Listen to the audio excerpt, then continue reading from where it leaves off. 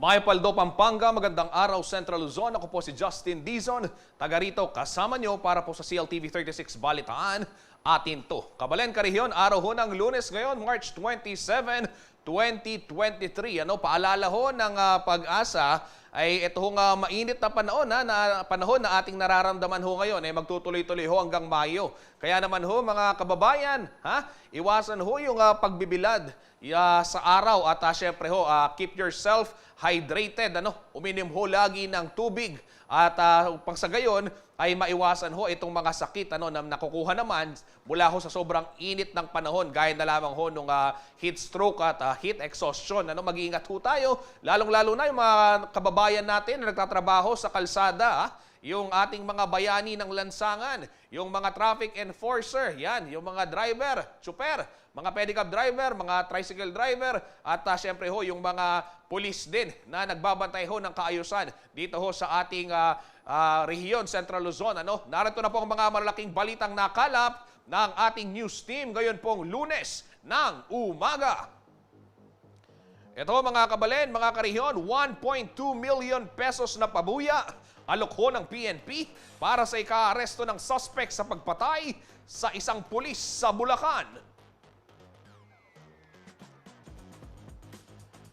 Pampanga People's Council ipagpapatuloy daw ang mga adhikain ng Pink Movement.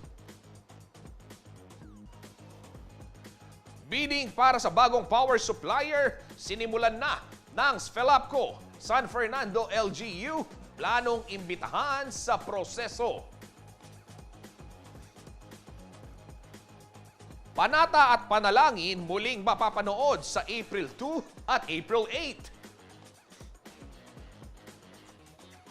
At dalawang bagong branch ng Makabebes Halo-Halo binuksan na.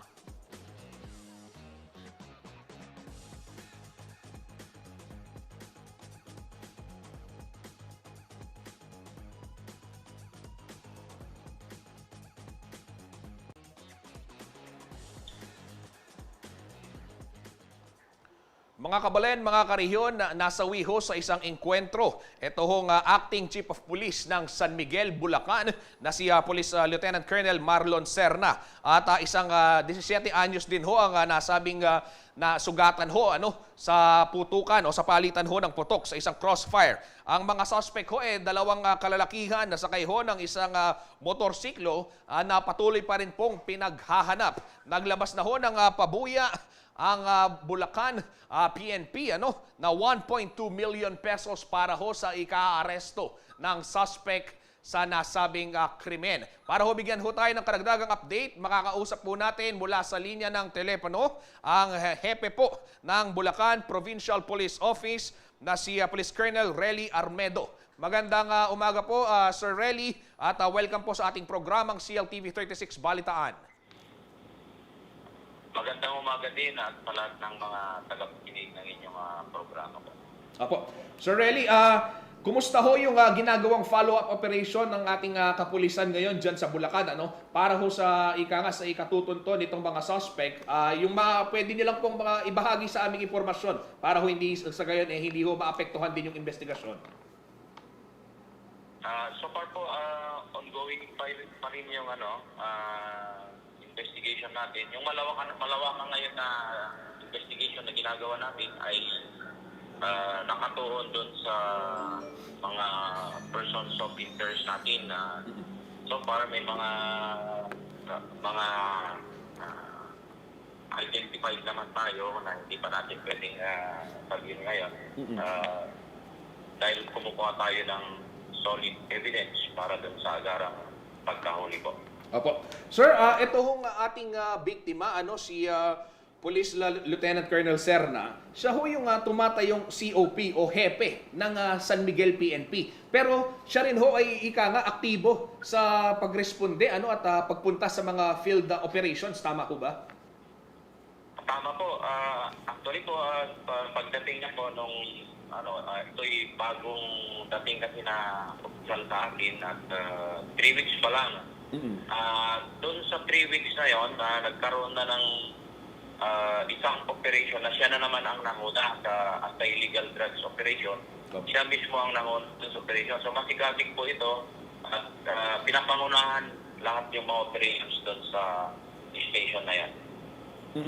Opo. Sir, ano ho yung pagkakakilala nyo pa dito sa ating biktima, na isang maituturing na bayani? Kasi alam naman ho natin, sir, sa kada operasyon ho ng mga men in uniform, kagaya ho ninyo, ng inyong mga kabaro, ay talagang nagsusugal din ho kayo ng buhay, lalong-lalo na pagdating sa mga ganitong klaseng anti-illegal drug operation, Sa 3 weeks na nakasama ko siya bilang hepe ko dito sa Bulacan, ay talagang nakita ko sa kanya yung pagkamasigasig. On hand ito sa mga trabaho, lalo sa mga operations. Pero yung during his younger years, actually, kasama ko na rin ito sa... Okay, nawala lang ho sa linya ng telepono si Police Colonel Relly Armedo, pero tatawagan ho ito, subukan nating makabalik ulit. Ito ang binabanggit ni Police Colonel, ito ho yung biktima nga na si Police Lieutenant Marlon Serna. Ito, siya po ay 3 linggo pa lamang sa kanya hong tungkulin bilang hepe ng San Miguel Police Office sa bayan ho ng San Miguel yan, sa lalawigan ng Bulacan. At gaya nga ho ng binabanggit ni Colonel Relly, talagang masigasig ho siya sa mga operasyon, lalong-lalo na yung mga anti-illegal drugs. Sir Relly, tanong ko lang, gaano ho ba kalaki yung problema din ng lalawigan ng Bulacan ngayon pagdating ho sa illegal na droga? So far, yung illegal drugs naman dito, nakita ko yung pagbaba ng mga nakukuha naming drug din. Talagang malaki yung decline as compared dun sa mga previous na taon. Dahil nagbase po ako dun sa volume na nakukuha ng ating mga kapulitan. Malaki po yung ibinaba. Sir, ito po ba yung unang pagkakataon na merong isang miyembro ho ng PNP ang nasawi sa isang drug operation diyan sa lalawigan ho ng Bulacan? At least under your tenure bilang hepe po ng Bulacan PPO? Liwanagin ko lang po, hindi ito drug operation. Okay. Kundi ito ay pag-responde sa isang robbery hold-up. At yun nga, actually, siya nga yung unang casualty. Pero ito ay pagtugon sa tungkulin ng pag-responde po. Okay. Opo. Sir, ano ho yung mensahe ng PNP Bulacan sa inyo pong mga kabaro, dahil alam ho natin itong nangyaring ito ay hindi lamang ho kawalan ng of course ng kanilang pamilya ni Police Lieutenant Colonel Marlon Serna, at siyempre hindi lang ho ng komunidad kundi ng buong kapulisan din ho, dahil gaya ho ng nabanggit ninyo ay talagang masigasig ho si hepe na rumisponde dito ho sa mga ganitong klaseng krimen. Ito po palang kanyang rinospondihan na isang kaso ho ng robbery hold-up. Sa ating mga kapulisan dito sa Bulacan PPO, we will not stop until justice will be served to Police Lieutenant Colonel Serna. Opo. Sir, ito naman, panghuli na lang din pala, sa pamilya ho nila, ano ho yung makukuhang tulong naman ng pamilya ho ng yumaong bayani, at kayo po ba, nakumusta nyo na sir yung kanya pong mga pamilya? I understand, siya po ay galing ang Nueva Ecija,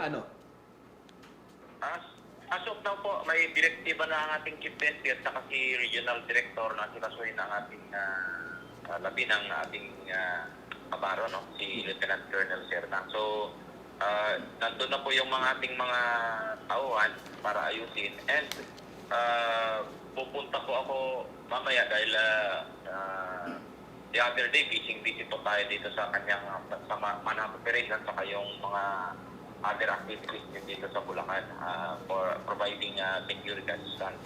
So, mamaya po, naka-schedule po ako na pupuntahan po yung labi niya dahil kagabi, according dun sa namin, sa focal person namin doon, yung contact person, naiuwi na po sa kanyang bahay.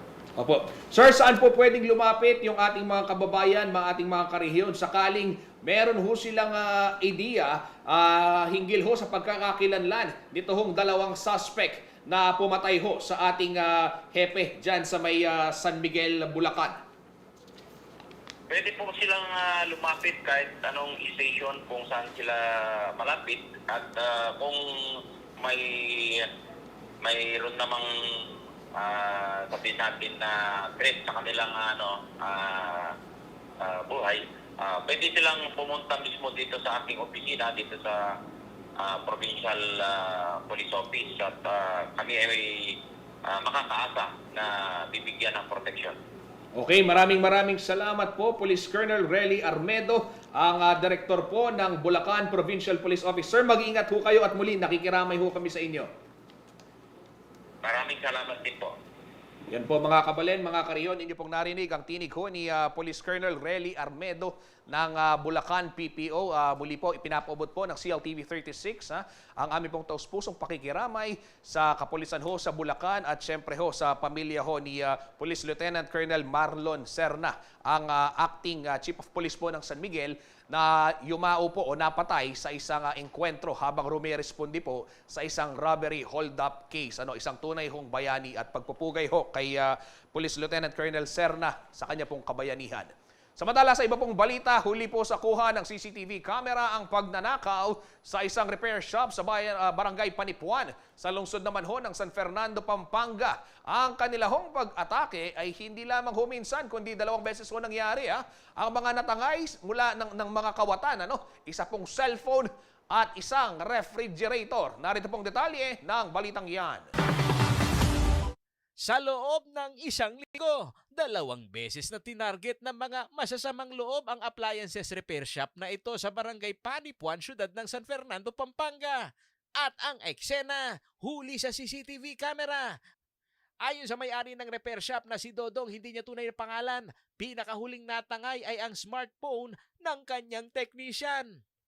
Sa katanghaliang tapat, walang kaba sa dibdib ang lalaking nagkunwaring customer, ngunit tiniktikan lamang pala ang tao sa loob ng shop. Sumalakay naman po itong kawatan, no?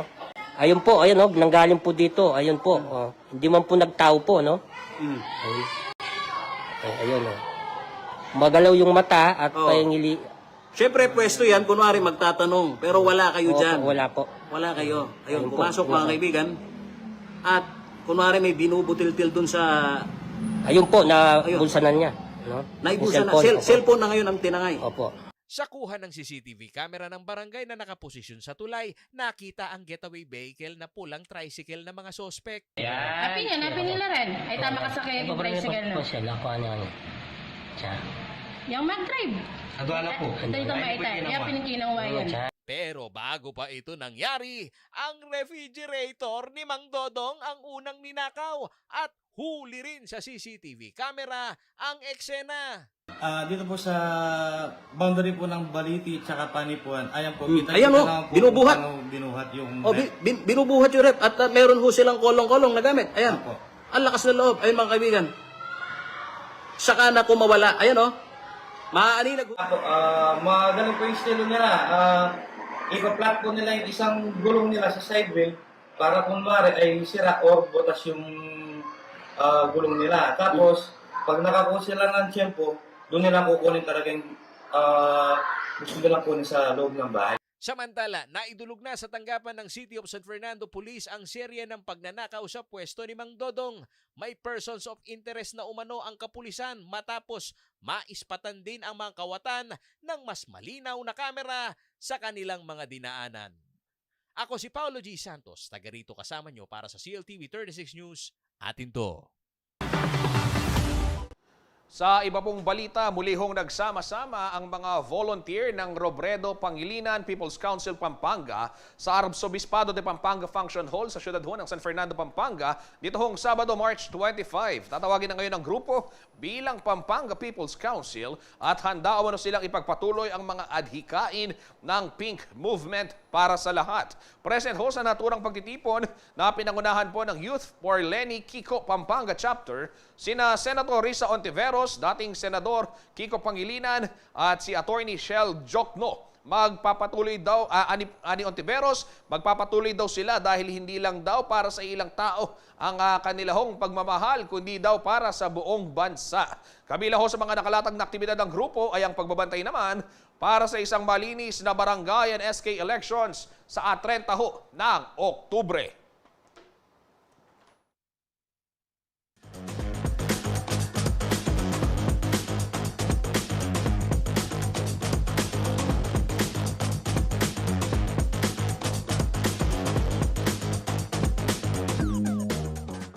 Manatiling nakatutok para sa iba pang mga nangunang balita ngayong araw.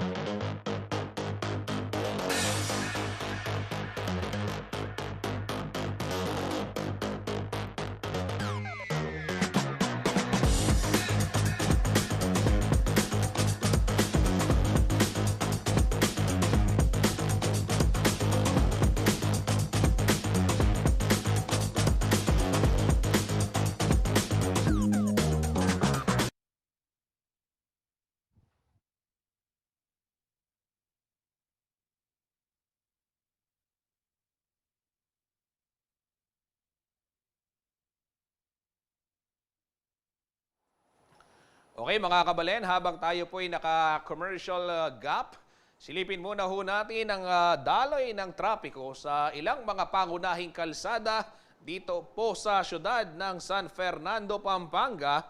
Ito po ay kuha mula sa Command Center ng City Public Order and Safety Coordinating Office o si POSCO ng San Fernando.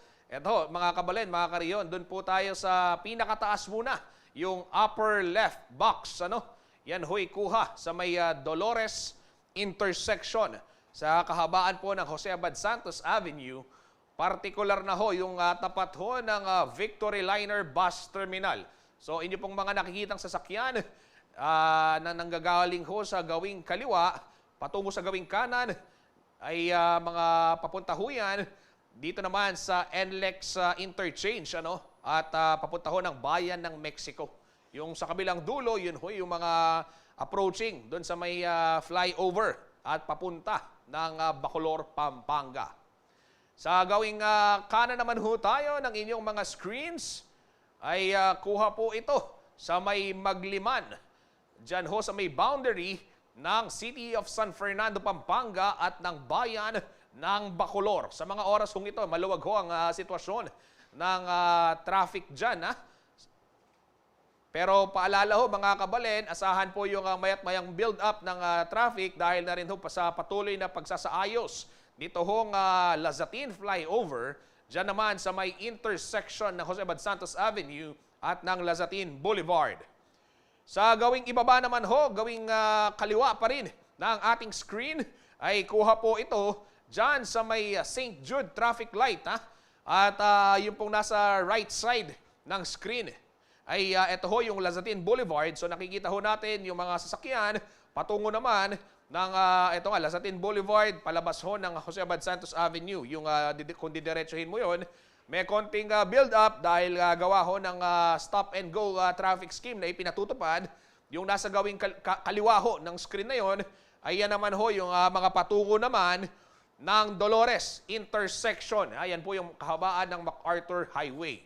At sa pinaka-ibaba pa rin, gawing kanan, yan ho'y kuha naman dyan sa may Capitol Boulevard. Yan ho yung approaching Lazatin Boulevard, mga kabalen, mga karehiyon. Kung familiar ho kayo dun sa paboritong puntahan ni Joe Asuncion, Lelot Bacolod, ay malapit ho dyan. At yun hong kalsada dun sa pinakadulo, kung nakikita ho ninyo, yung mga yan, yung puting sasakyan na yan, na pumasok doon, ayun huy, papunta ng Kabalan dyan sa Bacolor, Pampanga. Paalala ho sa mga motorista, lalo na ngayong mainit ang panahon, ay huwag na hong sabayan ng mainit na ulo, dagdagan yung inyong pasensya at huwag hong kakalimutan ng disiplina sa kalsada upang sa gayon ay maiwasan ho yung mga aberya.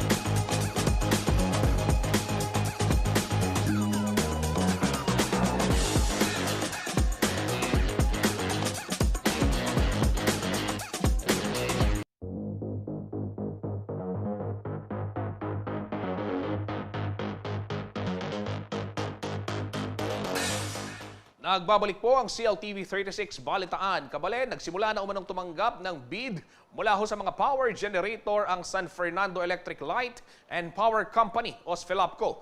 Mayroon na umanong renewable energy supplier ang nagpahayag ng intensyon na sumali ho sa bidding process. Plano naman ho ng SFELAPCO na imbitahan ang lokal na pamahalaan ng San Fernando, Pampanga upang makapag-obserba sa gagawing competitive selection process. Ito pong balita ni Jenna Lumbang Parungaw.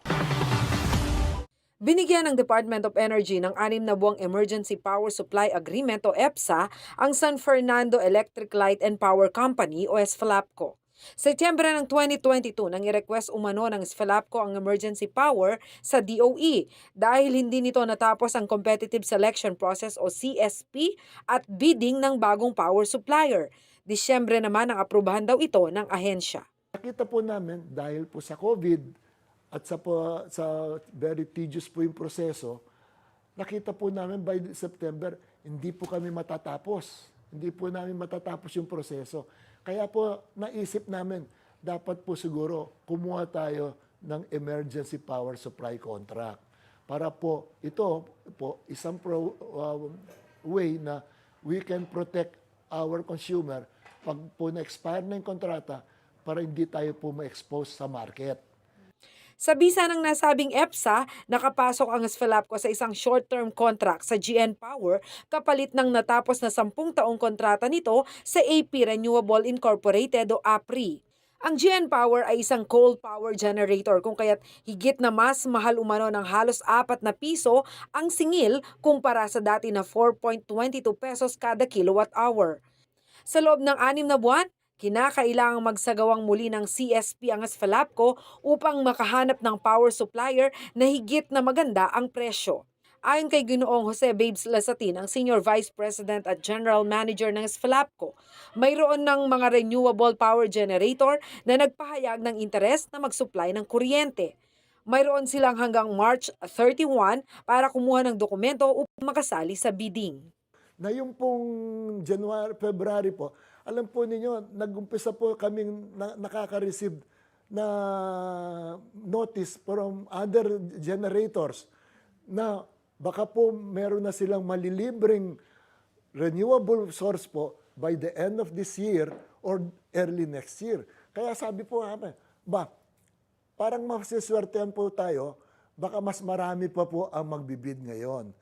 Umaasa umano ang SFELAPCO mag-expire ang 6-month contract sa GN Power sa Hunyo, matapos na rin ang competitive selection process para sa bagong supplier. Nais din umano nilang imbitahan ang city government ng San Fernando para maobserbahan ang proseso. Then again, there is a process that we have to follow. We hope and we pray that it will be finished before the 6 months. Bearing any other unforeseen circumstances, we hope and I think it will be finished because we are already on the final stage of the bidding process. Pwede po namin imbitahan ng mayor para mag-witness, mag-observe po doon sa proseso ng bidding para po makita niya kung paano po ka-transparent at kung paano po namin inahanap ano po ang pinakamabuti para sa mga Fernandino. Pinanindigan naman nila Zati na hindi raw sila nagpabaya sa paghahanap ng bagong power supplier. Ang 1 taong ginugol daw nila sa paghahanap ng bagong supplier ng kuryente ay mas mahaba pa sa itinakdang 180 days o 6 na buwan ng DOE. Hindi umano stable ang presyo ng kuryente kaya walang power generator ang sumasali sa bidding na taon pa ang bibilangin bago ang aktwal na kontrata. Kung pong masyadong maaga ang pagbibid natin, kung hari po 2015, meron pa po tayong kontrata, katapos po magdadaan tayo po sa selection process, CSP po, no? Baka po walang mag-o-offer sa atin. Paano po? 5 years to go pa po. Yung pong mag-o-offer, ako po generator, sasabihin ko, SFELAPCO, bibigyan kitang presyo. Good for 5 years from now. Baka po mahirapan silang magbigay ng presyo, baka po nag-selection process time maaga-maga, baka po yung kung sino man po nagbid sa atin, sasabihin po, ay, atras na ako, iba na po sitwasyon ngayon. No po. Kaya po, ang ang enter po ng CSP, dapat po rin timing. Ang nangyari nga ulit sa Meralco, ang San Miguel po, nagbigay po ng steady price. Hindi po niya in-anticipate yung gera sa Europe. Nung pong nagkagera, nagkataas siya, nasaktan siya. Kaya ilang pong bilyon ang tinatamaan sa kanila. Paglilinaw din ng SFLAPCO General Manager, hindi umano pinapayagan ng patakaran ng ERC ang negotiated contract. Dapat lahat ay dumadaan sa bidding kung kaya't hindi na-renew ang kontrata sa APRI na mas mura ang kuryente. Isa umano ang APRI sa 7 inanyayahan na sumali sa bidding noong 2022. Ngunit wala ng available na supply para sa pangangailangan ng SFLAPCO. Kaya po hindi natin po pwede i-negotiate na naman po yung extension ng kontrata. Dapat po dumaan tayo sa isang proseso. Ito po yung CSP. Nung pong nag-EPSA tayo, Emergency Power Supply, humingi tayo pong quotation proposal sa 7 na generator. No? Tingnan po yung resulta ng solicitation natin. 3 sinabi, wala kaming mabibigay. 2 hindi masumagot. 2 lang po ang nagbigay. No? At yung 2 na yon ay call-based. Samantala, ipinakita naman ng SFLAPCO na sa 8 power distribution companies sa Pampanga, pangalawa ito sa may pinakamababang power rate. Pinakamura ang sa Pelco 1. Ako si Jana Lumbang Parungaw, taga rito kasama nyo para sa CLTV 36 News, atin to. Sa kaugnay na balita, naghain na raw ng motion for reconsideration ng San Fernando Electric Light and Power Company SFLAPCO sa Energy Regulatory Commission kaugnay ho ng 654 billion pesos na ipinaso sa uli sa mga consumer. Ayon ho kay Ginoong Jose Babes Lazatin, wala umano silang siningil na sobra dahil sumunod lamang daw sila sa regulasyon ng ERC na kung walang approved power supply agreement, ang singil sa kuryente ay dapat nakaayon sa NPC time of use rate. Ang sinasabi raw ng ERC na singil na dapat isauli sa mga consumer na nasa higit 6 na milyong piso ay ang systems loss charges at iba pang mga gastos sa transmisyon ng kuryente mula ho sa supplier patungo naman sa mga kabahayan. Batid umano ng ERC na ito ay hindi napunta sa SFLAPCO kundi sa power generator at sa wholesale electricity stock market o WESM. Gustuhin man daw nilang mag-refund ay wala naman daw sa kanila ang pera na ipinababalik. Pinangahawakan daw ngayon ng SFLAPCO ang kanilang karapatan na magtanong at depensahan po ang kanilang sarili sa ERC at sa korte. Gusto man po namin gawin yon, hindi po namin magagawa paano, wala naman po sa amin yung pera. Para po gawin namin yung refund na yon, dapat po gamitin namin yung resources namin na mawawala sa ginagamit namin sa pagserbisyo po sa mga tao. Siguro po naman, meron naman kaming karapatan na magtanong, bakit po ganon ang naging resulta ng refund? Kung po talagang umabot sa korte at sinabi po talagang wala kami magagawa, siguro po maghahanap kami paraan para po ma-fulfill namin po kung yun po talaga ang magugustuhan ng korte.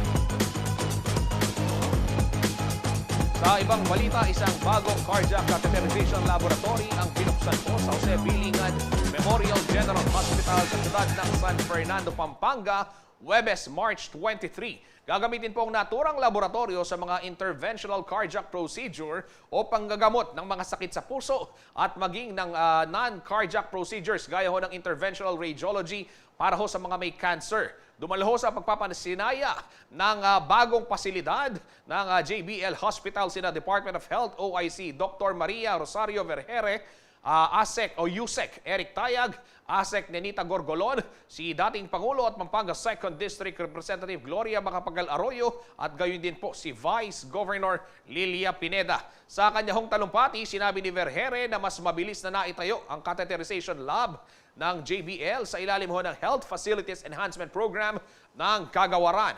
Asahan umano na patuloy na makikipagtulungan ng DOH sa mga lokal na pamahalaan upang higit na mapabuti ang healthcare facilities sa rehiyon. Target daw ng Kagawaran ng kalusugan na balang araw ay hindi na kailangan pang lumabas ng Central Luzon ang ating mga karehiyon para makapagpagamot.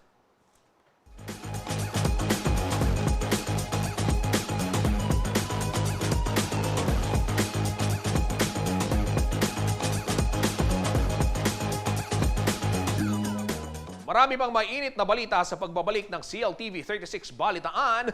Atin to.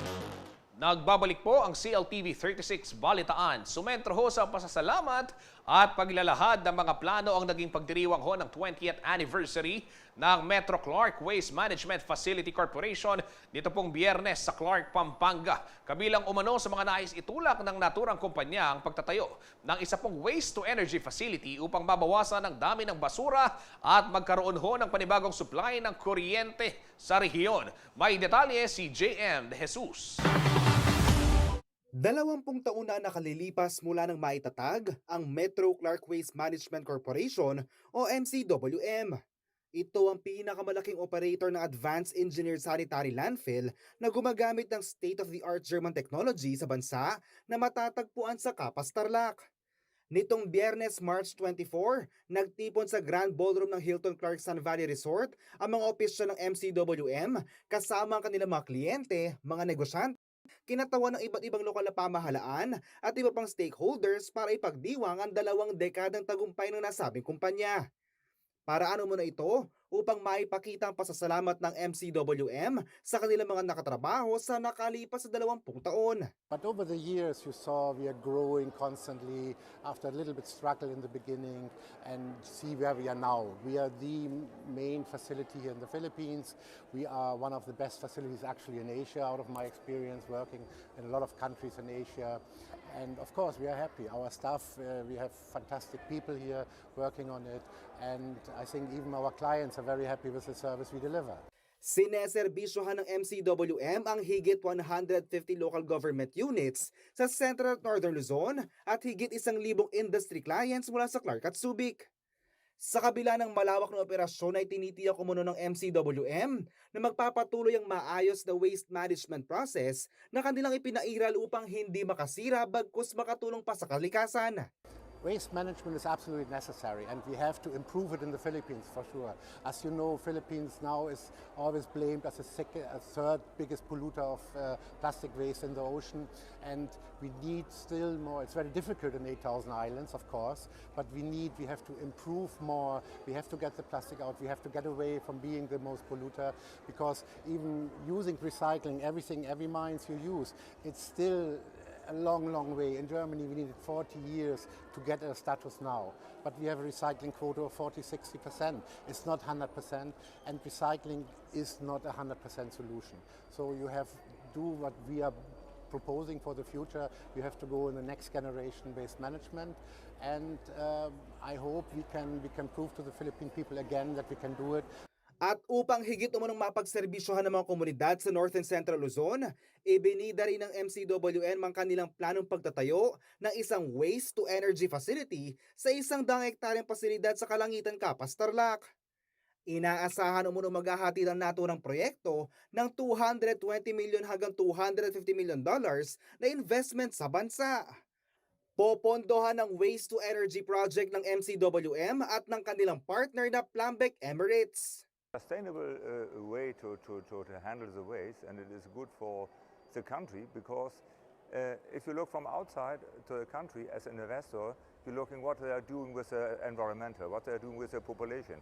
And if you have a clean waste management system, you can show everybody it is on an international level. You can show everybody it is the goal is to clean the country, to make it usable for all population in the country. Oras na maitayo, mababawasan daw ng 70% ang basurang itinatapon sa Kalangitan landfill at pwede ito maging source ng kuryente sa rehiyon. The process brings out electricity, brings out heat, which we can change in cooling, provided to companies here in the region, brings jobs, and at the end there's a small amount of slag which we can use in road construction or everything, and a very small amount of ash. It has to be stored. So this means we are using waste as a raw material, which is making it very sensible to do it. Nangako naman ng MCWM na hindi sila hihinto sa paghahanap ng mga alternatibo at kapaki-pakinabang na paraan upang mapanatiling malinis at maayos ang bawat lugar sa North at Central Luzon. Ako si JM De Jesus, taga rito kasama nyo para sa CLTV 36 News. Atin to. Sa iba pong balita, handa na hong magbigay ng confidence sa pamamagitan ho ng enhancement ang bagong bukas na Dr. MG Manalang Aesthetic Clinic sa syudad ho ng San Fernando, Pampanga. Kung ano-ano nga ba yung kanilang mga serbisyo at produkto, alamin ho natin sa ulat na ito.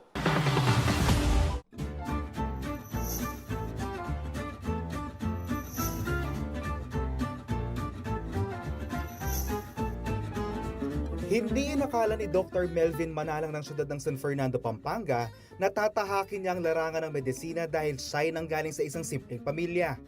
Naging scholar si Doc Melvin noong kolehiyo at nakapagtapos ng medisina sa De La Salle University noong 2019. Matapos ay nag-specialize siya sa aesthetic medicine and surgery sa Pan Pacific Aesthetic Institute. Kwento ni Doc Melvin, ang kanyang hindi magandang karanasan noong kabataan ang naging sandata niya upang abutin ang kanyang pangarap. And then why did I choose this specialization? Why do I like to beautify people and boost their confidence? The reason is bullying. Nung high school and during elementary, subject talaga ako sa bullying ng mga before, kung makita nila ako, they will recognize me, of course. Because of the appearance, ganyan, di ba? Meron mga ganun kasi. So, na-realize ko na I don't want other people to go through the same problem, to go through the same difficulty. So, I'm here to help them out.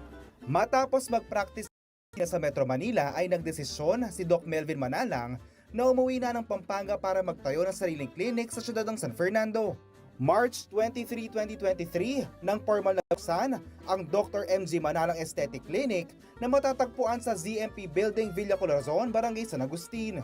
Gamit ang world-class na mga kagamitan at produkto ay handa na umuno siyang bigyan ng newfound confidence sa mga kabalen, lalo na't kilala tayo bilang mga lagot, mga santing.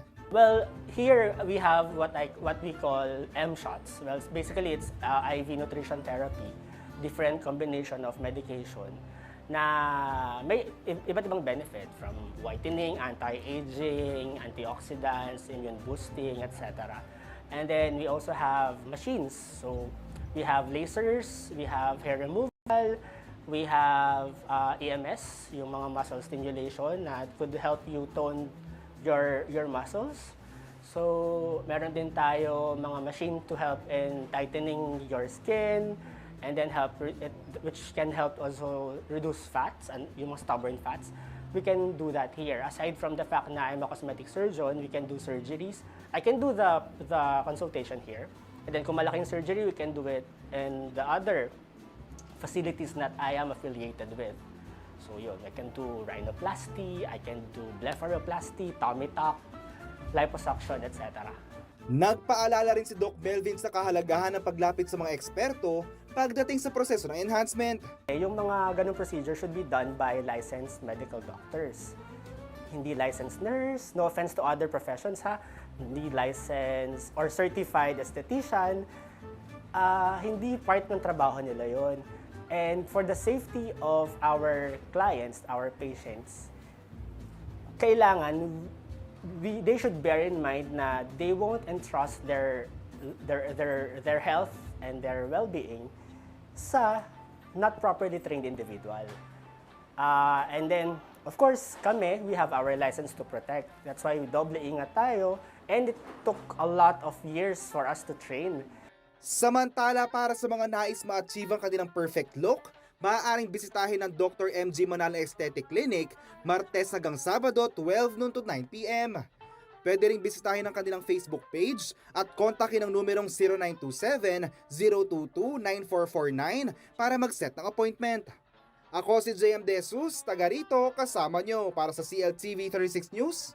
Atin to. Kabalen, Kariyon, ang init ho ng panahon, ano? Pero alam niyo ho ba, pag ganyang mainit ang panahon, wala hong masasarap pa sa isang baso ng halo-halo. At kung halo-halo pong pinag-uusapan, ay nako, eto ho, subok na. Makabebes halo-halo. Dito pong Sabado ay nagbukas ho sila ng 2 bagong branch para ho mas maging accessible ho para sa ating mga kabalen ang kanilang pinagmamalaking halo-halo. Saan ba mabibili yan, Kuyang Ray? Gusto mo, pasyalan natin yan mamaya. Dito lang sa may supermarket ng SM Pampanga. Yan, bukas na ho yung branch ho ng Makabebes Halo-Halo and Treats dyan. At syempre sa may San Fernando rin, sa may South Supermarket. Ayan, makikita ho ninyo yan. At pwede ho kayong bumili. Ano ba yung mga flavors na kanilang ino-offer na pagkasarap-sarap? Ito hong kanilang special overload. Nandito ho lahat. Meron siyang ube, may leche flan, may merong ito yung pastillas. Ay nako, nagutom ako. Pagkasarap-sarap naman. Pero kung gusto niyo naman mamili na lamang ng mga special flavors. Ayan, meron ho yung Mangold Halo-Halo, limited edition lamang ito. Meron silang pastillas con leche, halaya con langka. Ayan, at langka con leche. Meron ho silang regular sizes, na pwede hong mabili at talagang sulit na sulit yan. Masarap na masarap ngayong panahon po ng tag-init. Kung naghahanap naman kayo ng ibang pagkain, available din ho sa kanila yung mga empanaditas, meron ho silang mga cookies, sa Nicolas Cookies, cupcake, at syempre, Yun hong isa pa nilang produkto na masarap din ho kahit hindi taglamig. Ito hong champurado ng Makabebes. Opo, paborito ho ng inyong lingkod yan. Yung kanila hong special champurado na merong bacon bits and dolce crema. Yan, naku, nagugutom na naman si Lolo Ray. Ito, paborito ko rin yung kanila hong ube champurado na punong-puno ng keso. At syempre, yung kanilang champurado na may mangga at merong dilis. Oh, napakasarap niyan. At yung buko pandan na champurado. Naku, at syempre yung classic na champurado, hindi rin ho yan mawawala. Kabalen, bisitahin nyo na ho ang Makabebes. Diyan ho sa may SM Pampanga Supermarket. Ayan, nakikita ho ninyo yung kanilang menu. At may mga champurado, may mga halo-halo. Ayan, perfect hong pang merienda. At syempre ho, yung sa may South Supermarket, dito ho sa may Gawing Sindalan. Pagkatapos ho ng Bangko Sentral ng Pilipinas, ayan, makikita ho ninyo yung South Supermarket sa MacArthur Highway sa Ciudad San Fernando. At makikita ho ninyo yan, nandyan ho yung Makabebes. Pagpasok nyo, unang stall sa South Supermarket, yung Makabebes halo-halo and treats. Ayan, pagbati kay Kuyang John at sa kanyang may bahay. Ayan, mga kaibigan ho natin yan mula sa Makabebes. Maraming salamat at syempre congratulations sa inyo sa isang tagumpay na ipinagmamalaki nating mga Kapampangan, yung masarap na halo-halo ng Makabebes. Ayan.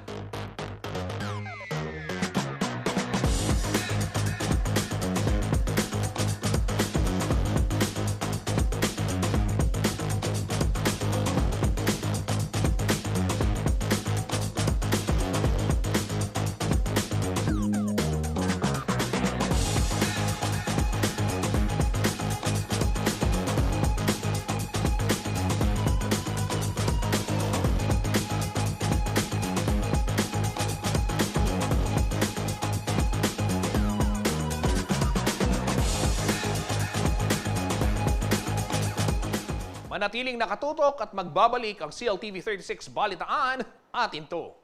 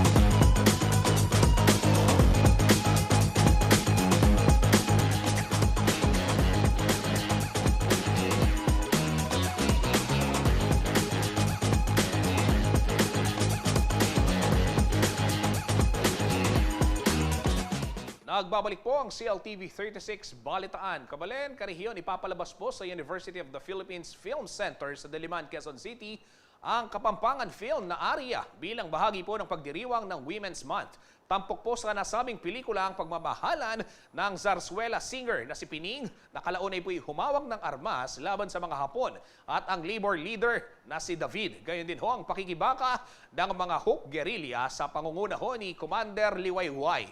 Dinerehe po ito ni Carlo Catu at isinulat naman ni Ginoong Roby Tantinco ng Holy Angel University Center for Kapampangan Studies. Mapapanood po ang Aria sa UP Film Center sa March 28, 2 p.m.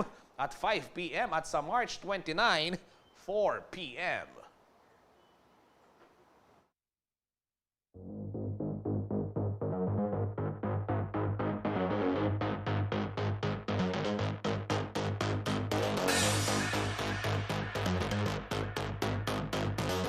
Sa ibang balita, itinanghal po ng Sinukuan, Kapampangan ang Panata at Panalangin 12 sa Archdiocesan Shrine of Apong Mama Kalulu, Angeles City. Nitong Sabado, March 25, ang produksyon po na idinirehe naman ni Peter De Vera ay nagpapakita ng tradisyon at pananampalataya ho ng mga Kapampangan at tuwing mahal na araw. Maaari pang mapanood ang pagtatanghal po ng Panata at Panalangin sa April 2 at April 8 sa Marquee Mall, Angeles City.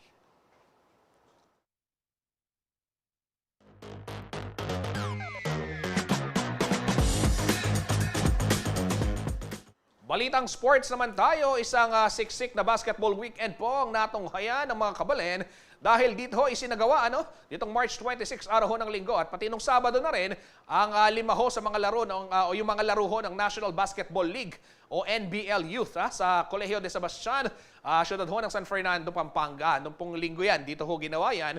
Ito po ay matapos ang mainit na bakbakan sa JILCF Gymnasium Bunlo sa Bukawi, Bulacan noon pong Sabado naman. Ayan, kaya po yung Central Luzon ay naging host talaga ng bakbakan sa hard court. Sa unang game po ay nagharap ang Hustle Rising Sun at TPMO Malunggay Pandesal. Sinundan naman ito ng Caloocan Yeng Skivel RPBY kontra NAPCO Easy Jersey Bruins. Yan, third game naman ang salpukan ho ng Hot Shots Basketball at ng Emeralds Academy. Sa ika-4 na laro naman ay nagharap ang Luwid ECP, KGM Basic at Tagaytay Miko Tol. At last game naman ho yung Luwid Red Rose RAA kontra sa Taguig Junior Generals.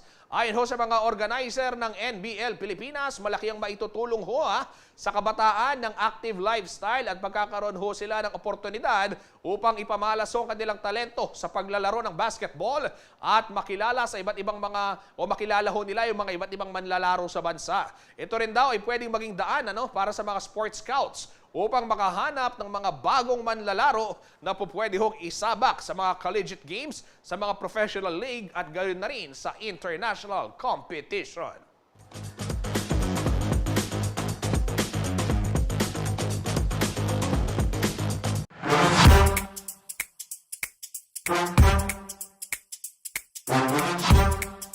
Kung tuluyang magpaalam, bigyang daan muna ho natin ang ating topic question of the day. Ayan, para ho sa mga naghahanda na ng kanilang bakasyon ngayong paparating na mahal na araw. At syempre ho, yung mga babiyahe rin dahil long weekend. Ayan, ano ang lagi mong dala tuwing ikaw ay magbabakasyon? Ayan, may mga komento ba? Wala pang komento yung ating mga kariyon. Ayan, mga kabalen, mga kariyon, mag-comment na ho kayo. Ikaw ba, Kuyang Arvin, ano ba ang lagi mong dala tuwing kayo nagbabakasyon? Ako basta may dala ko yung mga gamot ko, alam niyo naman ho, bilang may alta presyon ho ang inyong lingkod, kailangan yung maintenance medicine natin, hindi nawawala yan, At syempre, para ho sa mga babiyahe, importante rin ho na meron kayong first aid kit, meron ho kayong gamot sa sakit ng tiyan, sakit ng ulo, o kaya naman para ho sakit sa hilo sa biyahe, at mga band-aid, benda, napaka-importante ho niyan. Madalas hindi natin masyadong iniisip. Wag naman sana, pero maganda na ho na nariyan at hindi natin kailanganin kaysa naman sa kailanganin natin at wala, So napaka-importante. Para ho sa akin, first aid kit, lalong-lalo na yung gamot ko sa alta presyon. Ayan. Samahan ho natin mamaya si Kuyang Jody para pag-usapan pa yung mga bakasyon at ang kanyang magiging bisita na si Rachel Diaz, ang Miss Queen of the World. Ayan, masayang talakayan yan. Mamaya, ayan, si Miss Rachel Diaz, ang tinanghal pong Miss Queen of the World 2023. Abangan ho natin yan sa Top Pick. At yan po mga balitang nakalap ng CLTV 36 Balitaan. Para ho sa karagdagang detalye, maaari ho ninyong i-follow ang aming mga social media pages. Yung ating Facebook, Instagram, TikTok at YouTube at CLTV 36 Official. Meron din ho tayong at CLTV 36 News sa Facebook, yung Twitter naman at CLTV 36 and at CLTV News. Pwede rin ho kayong bumisita sa ating website, www.cltv36.tv. At kung kayo ho'y nanonood naman ng telebisyon, nationwide available ho tayo sa Signal Channel 115, dito po sa Central Luzon sa ating 39 cable partners at maging sa Free TV Channel 36. Kasama po ang buong puwersa ng CLTV 36 News and Current Affairs. Ako po si Justin Dizon, taga rito, kasama nyo para sa CLTV 36 Balitaan, atin to.